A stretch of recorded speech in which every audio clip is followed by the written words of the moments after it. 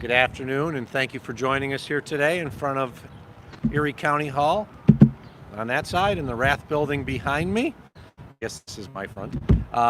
As we are here to talk about a very important topic, which is unfortunately a spike in overdose cases and deaths that we're seeing, especially among cocaine users, including those that are of the older age category. I'm pleased to be joined by our District Attorney, John Flynn, who you'll be hearing from in just a few moments, as well as our Commissioner of Health, Dr. Gail Burstein, and our new Commissioner of the Department of Mental Health, Mark O'Brien. We have a great team working on behalf of Erie County with this issue, from the Department of Health, the Department of Mental Health, actually the District Attorney's office as well as my office. Some of them are here today. I want to thank them for the work that they do to save lives. We've talked a lot about issues associated with the Department of Health as it relates to COVID-19. Some of the individuals who work with regards to our opiate task force and preventing overdose deaths are also helping out on the COVID-19 outbreak. At the same time, they're still addressing the issues associated with opiate addiction and the impact that addiction, substance use disorder has on people's lives. We have some distressing information. After a number of years of seeing declines in regards to the overdose deaths as a result of opiate use, we're seeing a slight increase from where we think we will end up at the end of the year compared to last year. As it pertains right now, we have 44 confirmed overdose deaths from opiate use, with 127 pending cases. Last year, we had 156 total deaths through all of 2019 for opiate overdose deaths. So if those pending cases all became confirmed cases, we would actually have more deaths already in 2020 than we had in all of 2019. It is likely that some of those pending deaths will actually be determined to have not been as a result of an opiate overdose. But we know that there are, unfortunately, too many people in our community who've died as a result of an overdose in the last few months. And I want to thank Jen from our friends at Deaf Access Services for being here today to provide the American Sign Language to our folks who maybe have hard of hearing or have a hearing disability.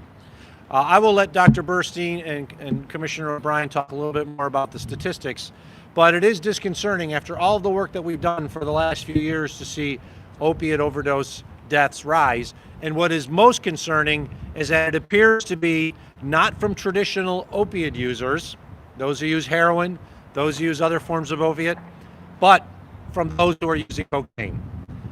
We know now that cocaine is being spiked with fentanyl to the point that some cocaine is all fentanyl. And it's basically instantaneous death for the individual who ingests it. And I think it's very important for the public to note that the individuals who are dying as a result of this are older than what we've seen in the past. To give you an idea, last year in the 60 and over category, I can find my right page here, allows Jen to catch up. 13 individuals died in 2019 that were 60 and older as a result of an opiate overdose. Through July 23rd, there have been 10 individuals over the age of 60 who've died of an opiate overdose. And it is my understanding the vast majority of those individuals were related to cocaine use. So it's not as if it's the traditional opiate user who's dying. It is those who may be habitual long-term cocaine users who don't think that cocaine is a dangerous drug. It is a very dangerous drug on its own. And when it's spiked with fentanyl, it is a killer. And that's why we think it's important for the public to understand the impact that this can have on the greater community. With that, I'd like to turn it over to our District Attorney, John Flynn, who's been very, very involved in the prosecution of individuals who sell fentanyl, who sell other drugs. And I know that he's been prosecuting individuals, and his prosecutions, in the end, will save lives. With that, let me put my mask back on and turn it over to our District Attorney, John Flynn. Thank you, Mark, and thank you for your leadership as the leader of the Erie County Opioid Task Force and what you've done to help save lives throughout this community over the course of the past few years. As the county executive said, over the course of the past 3 or 4 years, we have seen a pretty significant decrease in the number of overdose opioid deaths that have occurred here in Erie County. At the same time, we have seen a correlation with an increase in the number of arrests that have been made regarding heroin and fentanyl over the course of the past few years. We have, in my opinion, 2 added elements that have occurred this year. One is COVID, where we are seeing that crime in general, especially the crimes that can be taken underground, taken, for lack of a better phrase, in-house, has been just that. Gone underground, gone in-house. The only major uptick in crime that we've seen over the course of the past 6 months has been in shootings and homicides. You can't take a shooting or a homicide really in ground or underground or in-house. But when you look at domestic violence, when you look at alcoholism and drug use that can be done kind of in-house, underground, that is due to the COVID, in my opinion. And that is a situation that I think that we are seeing now here in Erie County over the course of the past 3 or 4 months. You add in the second element, which is not necessarily new, but it's becoming more prevalent, and that is cocaine. We are seeing a significant increase in the number of overdose deaths that result from a cocaine and fentanyl mixture. And the problem is that the more cocaine is being cut with fentanyl, the more deadly it is, and the more deadly it's becoming. And so I just caution everyone. Obviously, I don't want people using cocaine in general, but I caution those, like the county executive said, who may be older, long-term cocaine abusers, to please stop, to please recognize that there may be fentanyl or heroin that is cut in the cocaine that you think you're buying. And you're not going to know it. You're not going to know it by the smell. You're not going to know it by the texture per se. You would actually have to do a test to determine if in fact it is fentanyl or heroin. Unless you are a sophisticated, very sophisticated user, you're not going to be able to look at it and actually feel and tell the difference in the cut. And so I implore those who are out there who may be users who have a problem to come in and get help. Please do not use these products, because obviously we are seeing a significant increase in the number of overdose deaths overall, and it's very unfortunate, especially after years and years of decreasing the number of overdose deaths. So with that, I will turn it over to Dr. Bernstein, who has been obviously just instrumental in not only helping us out during the COVID here, but obviously helping us out over the course of the past 3 or 4 years in reducing the number of overdose deaths. Thank you, John. So as our county executive and has mentioned, we're seeing a new population of people who are victims of our overdose deaths. These are people like my age, and people in their 40s, 50s, and even 60s. They're professional, and they're found at home alone. And almost half of them, 45% of our opioid-related overdose deaths so far this year have been with a combination of fentanyl and cocaine. So we think that people are at home, they're alone, struggle with so many losses, and are using cocaine as recreational, something fun, and not realizing about the danger. So, we have to understand that every time you buy some product on the street, any white powder can have fentanyl in it. I mean, it's, our numbers here, it's like rolling the dice. It's almost 50-50 chance. So with COVID-19, we've all had to change the way we do things, and Erie County Health Department, we've had to change the way that we respond to people in crisis with suffering from opioid addiction, or any type of use, or even if they are connected or not connected with our substance abuse treatment agencies. So first of all, we are help is available. So we want everybody to carry Narcan whenever they can. Again, you never know when you might need it.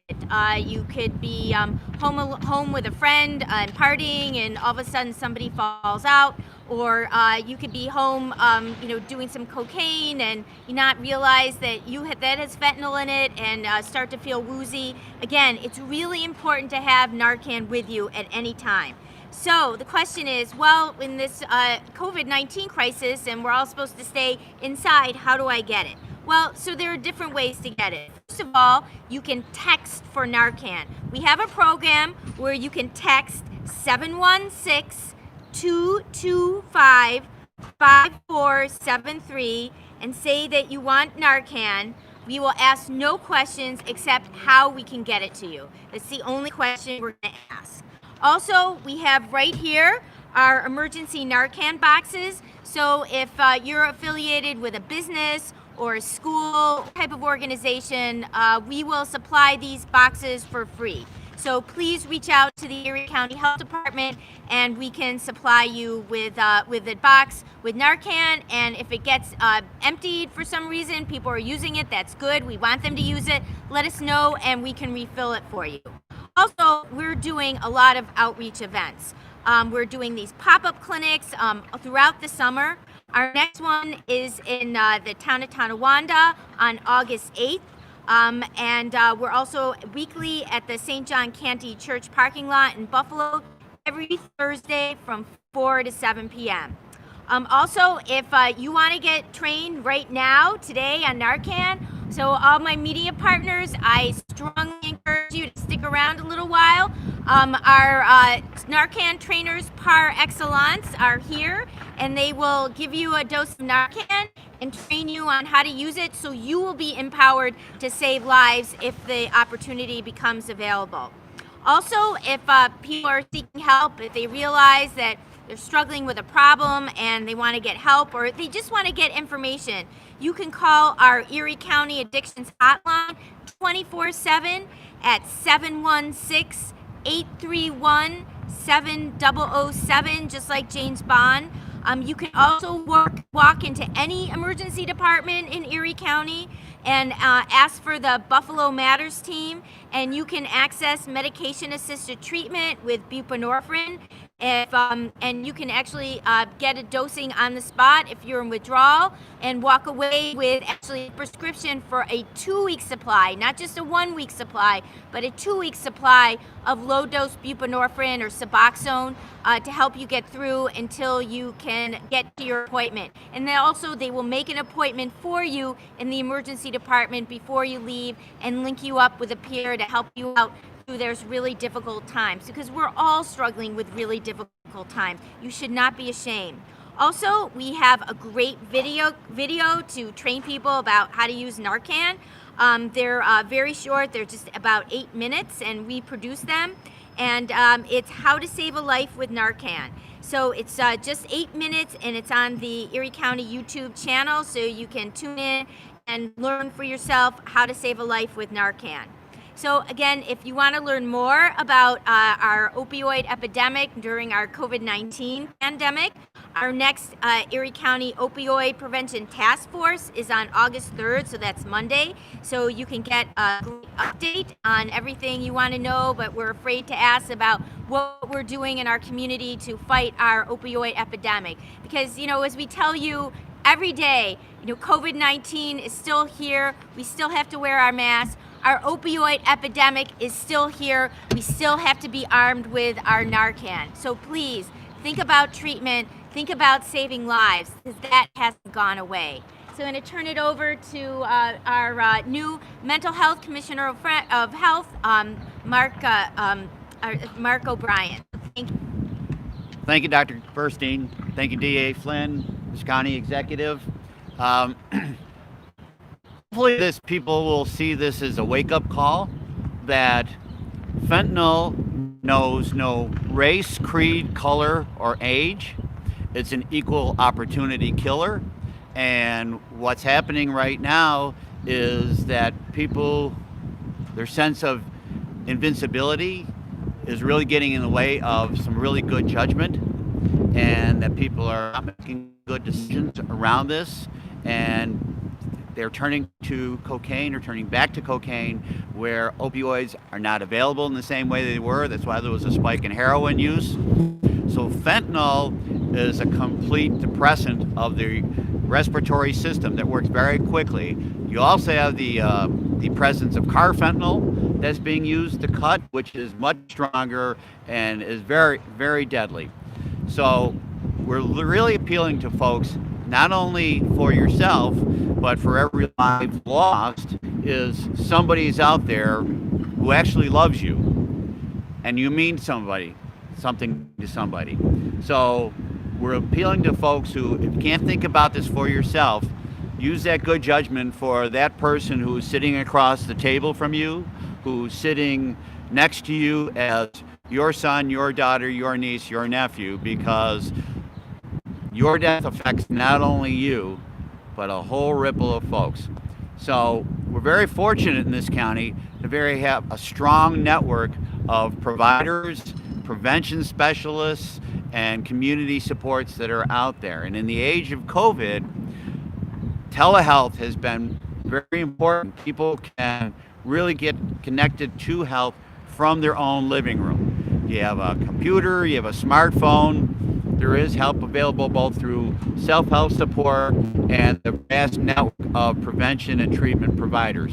So again, these are strong words that we want people to think before they act, because that decision you may take today could be your last. So I want to thank you all very much. Mr. County Executive? Thank you, Mr. Commissioner. We've heard from our staff that people say, well, my dealer doesn't sell cocaine that's got fentanyl in it. And guess what? Your dealer doesn't know it's cocaine. And there's probably fentanyl in it. Earlier this year, I talked about this, and it became a joke among people in some circles. They put my face on a shirt and said, oh, Mark Poloncarz says, wash your hands, don't do cocaine. Thought it was funny.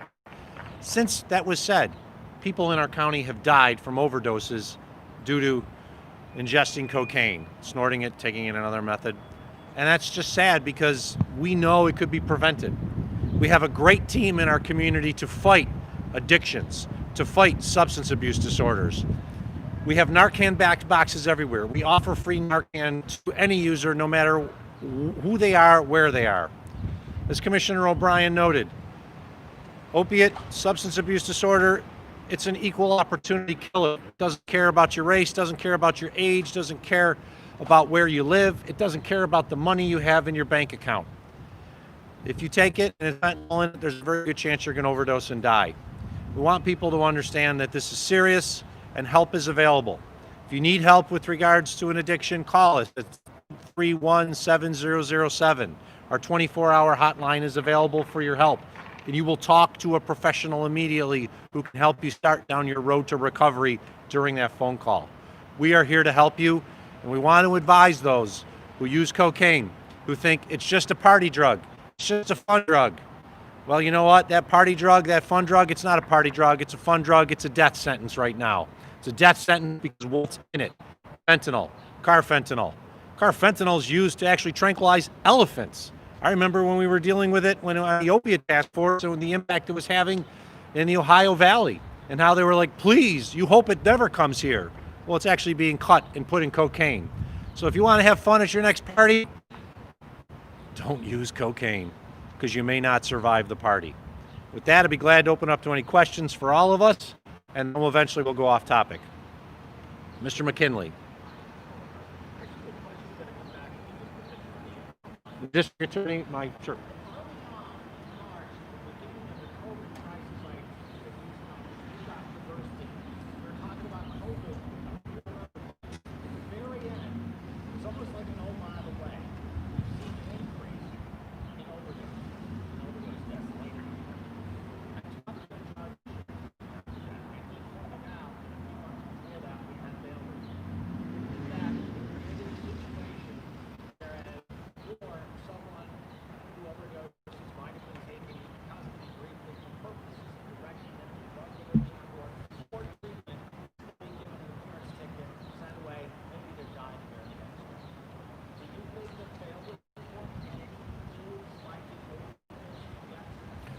I suspect that it does. I don't have enough empirical evidence right now to make that, 100%, definitive yes to your answer.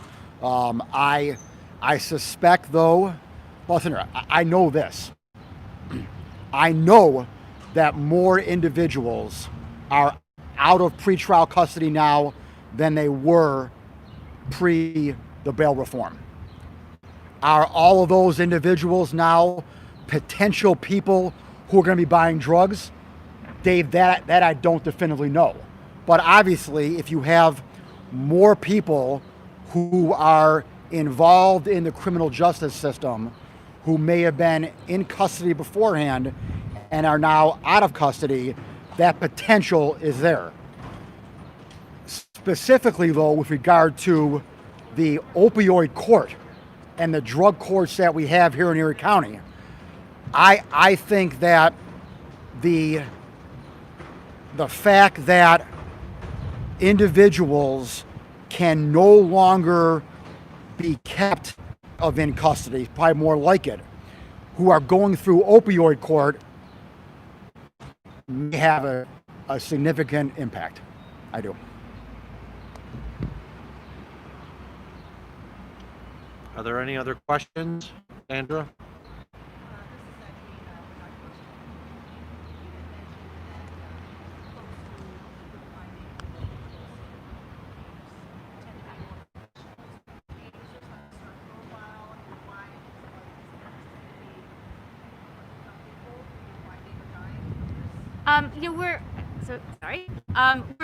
We're finding a wide spectrum. So there could be professional people, people out of work, people are uninsured, people have Medicaid. I mean, we're seeing a spectrum. However, we know that we hear from our colleagues that there are a lot of people who are who used to be out in the office. And now they're at home alone and struggling, and there are a lot of temptations. It's not just cocaine, it's not just heroin. I mean, people are struggling with alcohol use disorder, and it's really difficult for them to be home alone and not with other people and in support. So we're seeing through the spectrum, unfortunately. Thanks.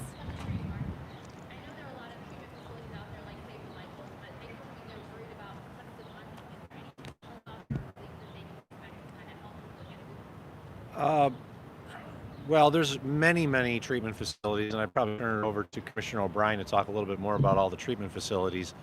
I think every organization understands it's a slightly different environment now because of the revenue cuts that the state and the county have seen, to the point where the state has already started to cut funding on grants and other programs by 20%.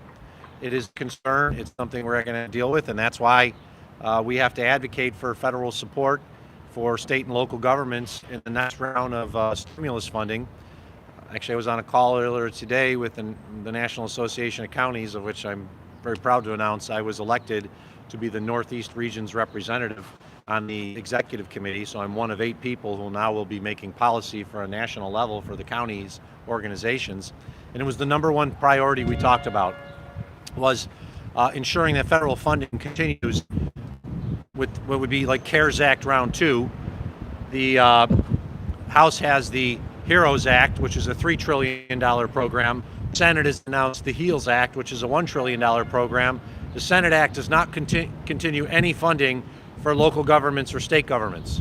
That cannot happen. We need to get assistance from the federal government for the loss of revenue that we've received as a result of the COVID-19 outbreak. And if we don't, we're going to have significant program cuts. Everyone understands that. And everything is on the table. Would we eliminate program funding? No, we would of course not eliminate program funding for programs that deal with addiction. But everything's on the table when you're talking about billions of dollars in revenue shortfall in New York State, or as what we were projecting for 2021, after we've already reduced our budget by over $100 million for this year, is a potential another $100 million deficit. So what we need is federal assistance. If we get the federal assistance, whatever form it might be, but directly coming to local governments, then we will be in a position where we're not going to have to worry about cuts. I'll turn it over to Commissioner O'Brien to talk a little bit, but there's so many organizations out there helping that in some ways I don't think people understand all of the groups that are out there. Save the Michaels is just one, but you've got so many others, Horizons, Evergreen, that deal with this every day, and he can talk a little bit more about what we're doing and how funding has not been cut for those programs. The county executive is spot on. There's a couple of things. The county is really blessed in terms of a very robust network that has a treatment continuum, everything from self-help support to 820 residential facilities to outpatient, to all in between. And there's multiple agencies, as he mentioned, Endeavor, Best Self, Spectrum, Human Services, Horizons. They're all out there. Save the Michaels has come along as really kind of vehicle to connect folks to those various ones, as more opposed to it being a treatment facility itself, although they've opened one up in Niagara County. The big problem right now is, as the county executive said, is what those cuts or withholds happen. So right now, the Office of Mental Health has had to do a 20% withhold just on core substance abuse services, has had to do a 31% withhold. Now, they're not calling it a cut because it's not a cut yet, because they're still hopeful that those funds can be restored.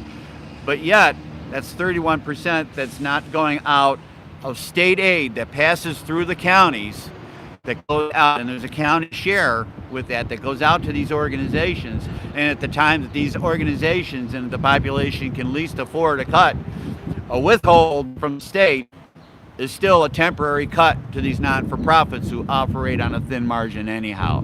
So really the time for advocacy is right now, where that need for federal assistance to the state and local governments, because it's coming down through the Office of Mental Health and the Office of Addiction and Substance Abuse Services, that's state OASAS, and that impact is out there and it's real. So again, the resources are there right now. It's a good, robust system, but they've already been suffering. They've already adapted to the COVID crisis and very creatively, but we really do not want to see any services suffer right now. And now is the time really for folks to really talk to their county, their state representatives, and particularly their congressional representatives at the federal level. That's where the advocacy needs to happen. Thank you, Mark. Any other questions on topic? If not, I'll take an off topic. No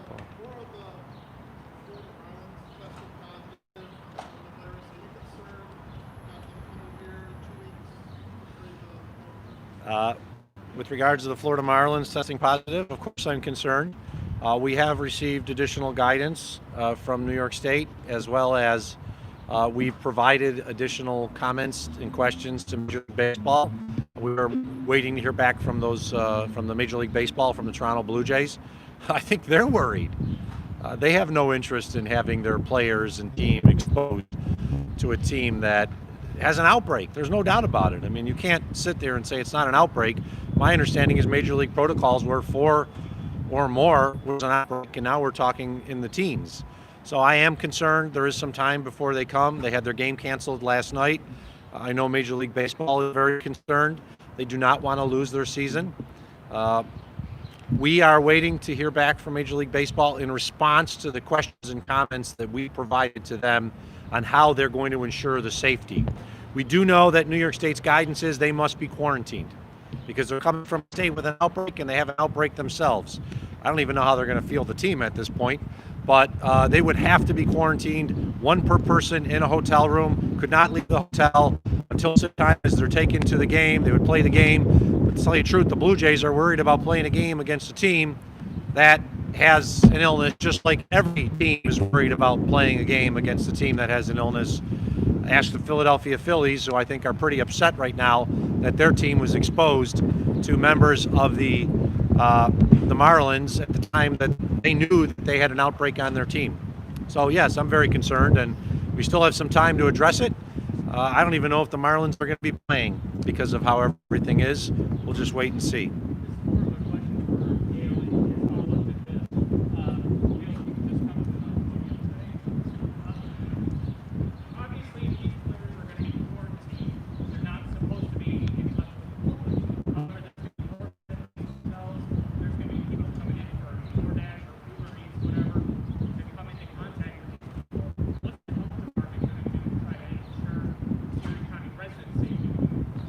Well, we will hope that we will be invited to be involved to assist with the operations of the quarantine. I mean, hopefully they have policies. I mean, again, it would just be like anybody else who is in quarantine. They'd have to stay in their room. Food would have to be delivered outside their door. They wouldn't be able to have people make up their room. They could just have like towels left at their door, and then with other team members be escorted to the game. So we can operationalize it, but we'll need cooperation from the teams and the baseball league, and hopefully work together, and they'll have good policies and procedures to get this done.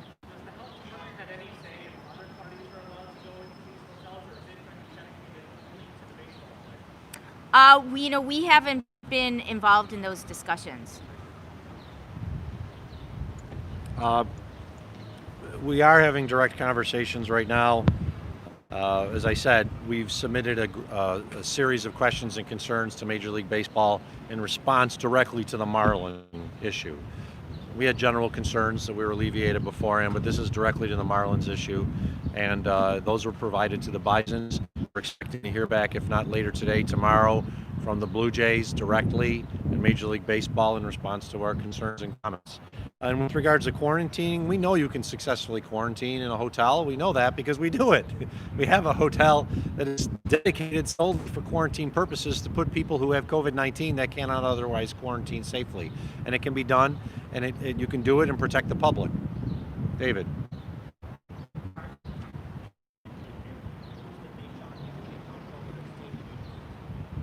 You mean the line controller? I'll get into that. He lied.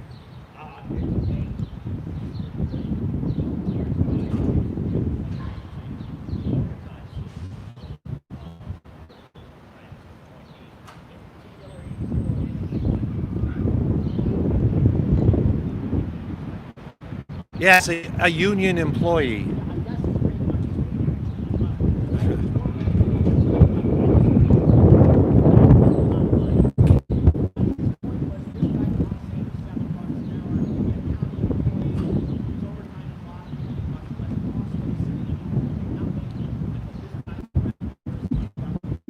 Well, let me answer this, David. Let me answer this. He's a really bitter man after finishing third in a 3-person primary when he was rejected by his own political party. He wanted to run for county executive and decided not to do that because he thought he was going to be a congressman, and then the people of his own party rejected him. And then he issues 2 reports which have flaws in it I haven't even seen the second report because he released it to the press before he released it to the public, which I guess is the press, I mean the public, but that's how it goes. I understand it. But he lied. Michael Zucala is a union employee. Michael Zucala has a salary, which is his salary, but he just doesn't get paid that. If he doesn't work the hours, he doesn't get paid it. The only salaried employees, I should say, in Erie County are the elected officials. We get paid the same amount regardless of how many hours we work, whether we work 700 hours a week or 7. Mr. Zucala offered to assist in any way possible rather than sit home and do nothing like a lot of the staff was. He became a contact tracer. He helped man the call center. He did it on Good Friday and Easter because we couldn't get people to man the call center on Good Friday and Easter. And he got overtime because we pay our union employees overtime when they work on a holiday. We have union employees that make more than that, David. We have union employees that make $100,000 a year plus. He's pointing on Michael Zucala. You want to know why? Because Michael Zucala is in the town of Amherst. That's why Stefan Mihailu is picking on him. Stefan Mihailu is a bitter man. The people of his own political party rejected him. They said, you know what? There's 3 candidates. You're going to finish 3rd. He's an angry man. For the last 2 years, he drove around the 27th Congressional District. He spent more time in Livingston County, Orleans County, Niagara County, Wyoming County, and Ontario County, and in Monroe County than Erie County. And guess who paid his salary? The people of Erie County. So, paid a salary whether he works 1 hour a week or 100 hours a week. But the other individuals who received overtime, they get it because it's based on a contract. Mr. Zucala, like a lot of the other people that are standing behind you, and I'm going to ask you, are you going to criticize those individuals from the health department who worked countless hours during the COVID-19 crisis and got overtime for it? Are you going to criticize those individuals who at the same time were working to protect the lives of individuals who suffer from opiate abuse, who have overdoses, and then are also working to protect the public from COVID-19? That's exactly what those people standing behind you did. And I'm not saying you're criticizing it, but the comptroller's criticizing it. But you're asking a question based on the faulty premise. He had a faulty premise and he lied to the public, he lied to the press. Mr. Zucala is a union employee. Mr. Zucala earned the time that he worked. He worked on behalf of this community. He learned to become a contact tracer. When we asked all of our county employees, we need you to become contact tracers, and people across the entire spectrum learned how to become a contact tracer from the Department of Public Works, from the Department of Health, from the Department of Emergency Services, from the Medicaid Inspector General's office, from the Department of Social Services, from the Department of Mental Health. They all learned how to be so that we could get into phase 1, 2, 3, and 4. While Mr. Mihailu campaigned in other counties on the people's dime, these people were working to protect the public and save lives. Shame on Stefan. Shame on Stefan. Thank you all.